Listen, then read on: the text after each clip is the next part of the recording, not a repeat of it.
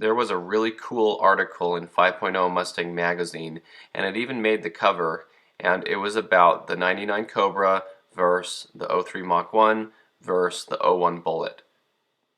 Now, this was a really cool article to begin with, and I remember seeing it back before I owned any of these cars. But after I had bought my blue Mach 1, I remembered the article, and after I bought my blue Bullitt, I really remembered the article because this article actually featured a true blue Bullitt. It came out in August of 2003, and so they had opportunity to have a Mach 1 for testing from Ford, but they did not have a 99 Cobra and they did not have a Bullitt from Ford Motor Company to test, and so those cars they had to get elsewhere. Miles Cook was the owner of this Bullitt, and he worked for Mustang Monthly as an editor, and he was really eager to put the Bullitt up to the test and see how it stacked up next to the 99 Cobra and the Mach 1. His Bullitt had about 16,000 miles on it at this point, so it was low miles, it was broken in, and it was a great car for this test. I actually heard that this car later went on to get a supercharger, a centrifugal kind like a Vortec or a ProCharger, so that would be cool to know about this car. And so like I said, I have both a true blue Bullitt and an Azure Blue Mach 1, and so I was really excited to find this article and actually buy it on eBay. And this was like in 2011 or so, so I was able to get a copy of it, and it was just fun to have both a blue Bullitt and a blue Mach 1, and to be able to see the testing and the pictures of these two cars together, which I now had at my house in the garage. So the blue Mach 1 was from Ford, and I don't know whatever happened to this car. It'd be kind of nice to know, but it was a car that they were letting everybody test. If you had some kind of a position where you could go to Ford and say, hey, we need a Mach 1 to do road tests with, they would give these cars out, the public affairs office. As for the 99 Cobra, it was hard to find one that was all stock that they could use in testing, that someone was willing to give to them to test. And they did find one from BBK Performance. And BBK had one that was a 99 Cobra, although they preferred the '01 Cobra because the '01 Cobra would have had the fix, as they called it, because the 99 Cobras were technically overrated in horsepower because they weren't meeting the 320 advertised horsepower that they were supposed to have, and fixed the intake manifold, exhaust, and a tune helped get those cars back up there. But they wanted an '01 Cobra because it was a true 320 horse car, and they knew it was going to be that car. Because there's always a chance that there's a 99 Cobra out there that doesn't have the fix and still is a little underpowered. But this Cobra was actually kind of special because it belonged to BBK, and it had actually lost the engine at one point, and so it had a Ford replacement engine, and I believe that engine would have been a 2001 Cobra engine, and so they knew that the power was right. Now, the only thing that this car did have was lowering springs, a short shifter, and a cold air intake. The car also did have a set of BF Goodrich tires, which had 100 tread wear, so they were a little stickier. They were kind of a better tire for the testing. But they didn't really care about the short shifter. They knew that the lowering springs were going to change the testing on the handling portion of all this, but they didn't really know if the cold air intake was even going to help at all. So that was the car they had, and it was as close to a stock 99 to '01 Cobra as they were going to get. Now, something that I always remembered about this article was the part that said, "Who'd have thought a Cobra was slower than a Bullitt?" So we're going to get to that in a minute.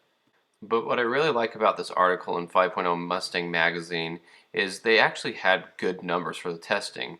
One of the magazines had done this test on the Mach 1, and they had a lot of terrible things about this test.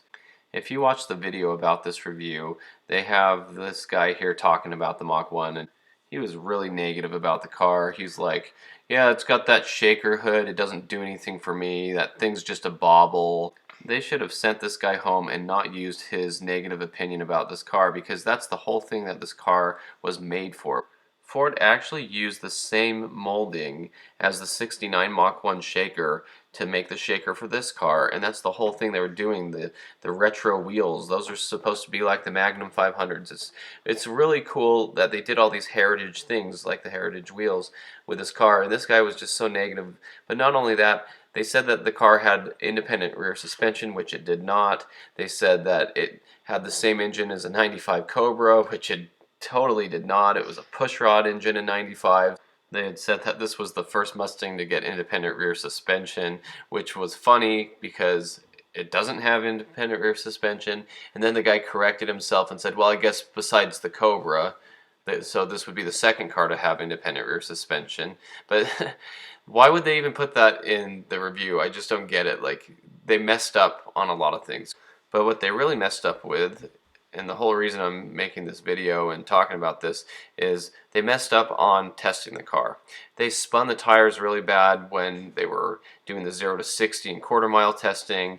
They got like over a 5-second 0 to 60 time, which we know that Mach 1s were known to get into the low 4s. They got a 14.1 quarter mile out of it, and that's where this article in 50 magazine comes into play, because they got way better numbers than that, and they're the numbers that the car actually deserves.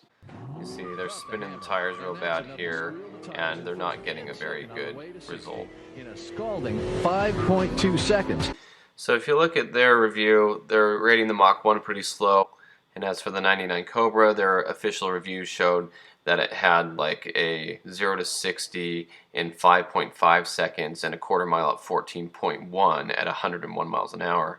But it is only fair to consider that maybe the 99 Cobra they had in these tests was a underpowered car. And if the tests were done quite early, perhaps it was done before they knew about the power issues and they didn't have the fix done to this car. Now, Motor Trend did a better job, actually, and when they tested the 2001 Mustang Bullitt, they actually got a 13.9 out of it, so that was actually really good. So here we already have, according to the magazines, proof that the Bullitt was faster than the 99 Cobra, and technically the Mach 1 if you're going by the reviews that these other people are putting out. So for this review, it was actually done by the Motor Trend road testers at California Speedway in Fontana, California. And that's good because it's a pretty good track there, and I'm sure that the prep was a little bit better, and they got really good numbers out of all three of these cars. So looking at the numbers, the 99 Cobra came in the slowest at a 5.25 0 to 60 and a 13.6 quarter mile at 105, but at least it got a mid 13 out of that car and 105 trap speed, which is a lot more than the magazines got it. The magazines got it as a 14 something and 101, and so they trapped better and they got a better 0 to 60 out of it. The Bullitt came in second place, which was very surprising, and it had a 5.10 to 60, so faster there, and a 13.59 quarter mile at 102, so really good for the Bullitt. In this case, the Bullitt is definitely the overachiever. It's a 2-valve, it's running faster numbers than the 4-valve, and I believe that the reason for this is because the Bullitt's intake manifold gets torqued so much sooner that the car can get off the line easier, it's lighter, it doesn't have the independent rear suspension, and it revs quicker, and it was able to get through the quarter mile faster.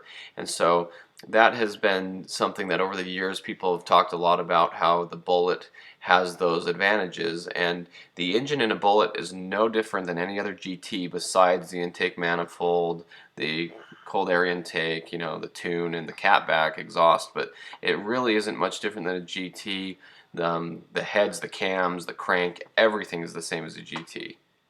So then we get to the Mach 1, and it did the best at 4.7 to 60 and a 13.19 quarter mile at 106 miles an hour.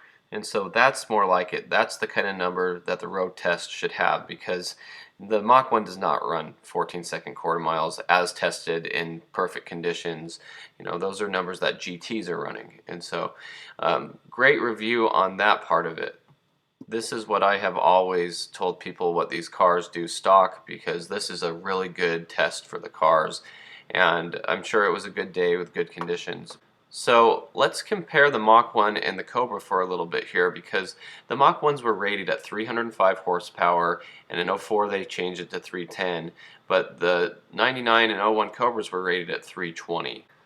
The Mach 1s were underrated in my opinion because they really wanted to put a gap between what the Mach 1 and the '03 Cobra made. The '03 Cobra was claiming 390, which was also underrated, but you know, they didn't really want to have a car that was saying it was 320 and then 390 was the Cobra, because a lot of people would say, oh well, there's not much difference there. Now if they had rated these cars accurately, they'd say that the '03 Cobra made 420 and the Mach 1 made 320, so there's a 100 horsepower difference right there, and it would be something that would be more realistic. But the Mach 1 actually had better flowing cylinder heads, and the cams were pretty good too. But what we know, especially my friend Mike's Garage mentions that the '01 Cobra cams are actually pretty good. They're a little more aggressive than the Mach 1 cams. And the Mach 1 and the Cobra had very similar compression ratios. The Mach 1's 10.1 and the '99 Cobra was rated at 9.85 to 1. So these cars were both very similar. It's well known that people were putting Mach 1s on the dyno when they were bone stock, and they were getting 280 rear wheel horsepower out of them, and if you do the math, that comes out to about 320. So it's really similar to the '99 '01 Cobra, if not the same performance. But the main reason I think the Mach 1 pulled out triumphant in this was because it has a solid axle. The Cobra's independent rear suspension is a lot heavier, and it also has a 327 gear in that independent rear setup. The Mach 1 has the solid axle with 355 gears, which are a lot easier to get going. It's a lot quicker to have 355s than 327s, and so really the '99 Cobra did quite well considering its disadvantages. And let's remember, the Cobra had those lowering springs, and that's believed to have hurt the weight transfer, and the Cobra could have done a little bit better with stock springs, they think. So Chris Walton was the test driver who did all this, and I think he did a phenomenal job. He got great numbers out of all these cars, especially since the other cars were on stock tires. So that was totally awesome. Now something I want to touch on as well with testing and numbers is Evan Smith, who was the editor with Muscle Mustang and Fast Fords, did a really good job testing the Mach 1. He got low 13s out of a Mach 1 as well. And this was a really cool review. There's a whole video about this, and it's testing the '04 GT, the '04 Mach 1, and the '04 Terminator. But you can see him on stock tires. It was a nice cold day, conditions were great, and he was getting low 13s out of the car, so that backs it up. So even a slightly quicker quarter-mile time and a trap speed of a mile slower though. So the '99 Cobra that they were testing did have the lowering springs and intake and stuff, and so they did want to check back and see what the '01 Cobra did in the testing, and they did find in the archives that Motor Trend had tested the car at 0 to 60 in 5.2 and a 13.66 quarter mile at 104. So that was pretty good. That was actually a better review than what they were getting with the '99 Cobra from the other editors and other magazines, and so that was more respectful and more deserving. So they had done some other tests. They did some handling tests and roll races, and the braking was interesting because all three of these cars have the same brakes. They have the Brembo PVR 13-inch front rotors and like 11.5 in the back. And so what's interesting is if you look at these numbers, you can see that the Cobra came in with the worst braking at 369 feet. The Bullitt actually did the best at 338, and the Mach 1 was closer to the Cobra at 357. And I'm going to say the '99 Cobra did the worst in this because of the independent rear suspension. The weight's a little bit heavier, it's harder to stop. Maybe the lowering springs hurt it in this, maybe they helped it, I'm not sure about that. But the Bullitt was the lighter car, has the 2-valve engine, and so it actually stopped the best in all of these. But I just thought that was interesting because they have the same brakes. So all in all, I thought this was a great test. I think these are fair numbers for the cars. I think with drag radials, the cars could probably do a little bit better, and they even mentioned that in the Muscle Mustang and Fast Ford review. But anyway, this is what I like to tell people, because this comes up a lot, and a lot of people ask me about this, and so I decided to go ahead and make a video about it. So thanks for watching. I look forward to seeing your comments on this, and stay tuned for more Mustang content.